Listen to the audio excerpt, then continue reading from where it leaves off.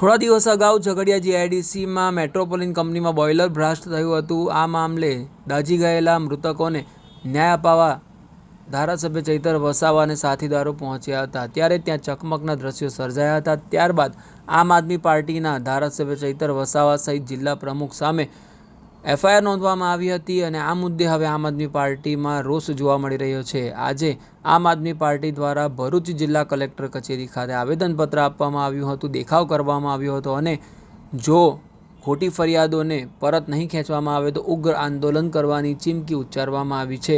સમગ્ર બાબતે નર્મદા જિલ્લા આમ આદમી પાર્ટીના પ્રમુખ નિરંજન વસાવા દ્વારા ભાજપ ઉપર પ્રહાર કરવામાં આવ્યા હતા અને ભાજપના ઇશારે આપ નેતાઓને હેરાન કરવામાં આવી રહ્યા હોવાનો આક્ષેપ કર્યો છે।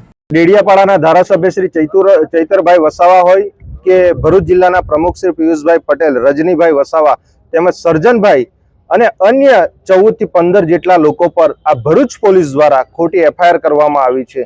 મેટ્રોપોલિટન કંપનીમાં જે ઘટના થઈ હતી અને એ ઘટનાના ભાગરૂપે 7-8 દિવસ સુધી કોઈ પણ ભારતીય જનતા પાર્ટીના ના તો ત્યાં સાંસદ હતા, ના તો ત્યાં ધારાસભ્ય હતા। જે જીઆઈડીસીમાં જે મેટ્રોપોલિટન કંપની છે ત્યાં જે બોઇલર ફાટવાથી જે અકસ્માત થયો એમાં લોકો મૃત્યુ પામ્યા અને જે લોકો દાઝી ગયા હતા એ લોકોને કોઈ પણ જાતનું સુરત હોસ્પિટલમાં પણ કોઈ ટ્રીટમેન્ટ આપવામાં નથી આવતી। જે કામદારોના જે પરિવારોએ ચૈતરભાઈ વસાવાને રજૂઆત કરી અને 7-8 દિવસ બાદ એ ત્યાં જાય છે ત્યારે રોશન વસાવા નામના વ્યક્તિ અને ભરૂચ પોલીસ અને જે કંપની છે એ કંપનીઓ દ્વારા 3 એફઆઈઆરો કરવામાં આવી। રોશનભાઈ વ્યક્તિ એક સામાન્ય વ્યક્તિ છે અને અંદર ગેટની અંદર પ્રવેશ કોણે આપી, પહેલા તો તે પ્રશ્ન છે। અને બોઇલર ફાટ્યું, આટલું મોટી ઘટના બની તો એ કંપની પર આજ દિન સુધી ભરૂચ પોલીસે કેમ એક્શન નથી લીધી, કેમ એફઆઈઆર નથી કરી?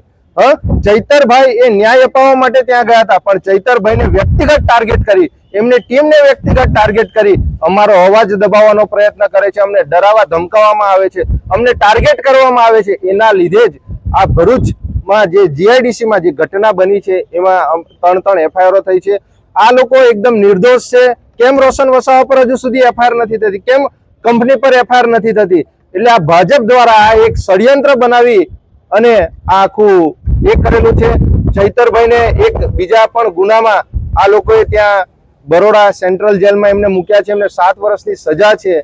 એટલે અમારે તો તમામ જનતાને પણ કહેવું છે કે હવે આપણે બધાએ જાગવાની જરૂર છે।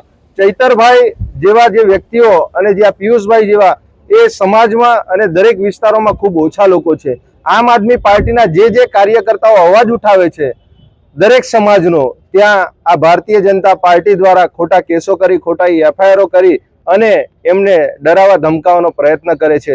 એ જ બાબતે અમે આજ રોજ ભરૂચ જિલ્લા અને નર્મદાના તમામ આગેવાનશ્રીઓ આજે કલેક્ટર સાહેબશ્રીને આવેદનપત્ર આપવામાં આવ્યા છે। જો પિયુષભાઈ, રજનીભાઈ અને સર્જનભાઈ અને સાથે સાથે ચૈતરભાઈના જે 15 જેટલા લોકો છે, જો એ લોકોને આવનારા દિવસોમાં ન્યાય નહીં મળે તો અમે આવનારા દિવસોમાં ભરૂચમાં આનાથી પણ મોટો કાર્યક્રમ આપવા જઈ રહ્યા છે। નિરંજનભાઈ વસાવા, આમ આદમી પાર્ટી પ્રદેશ સંગઠન મંત્રી।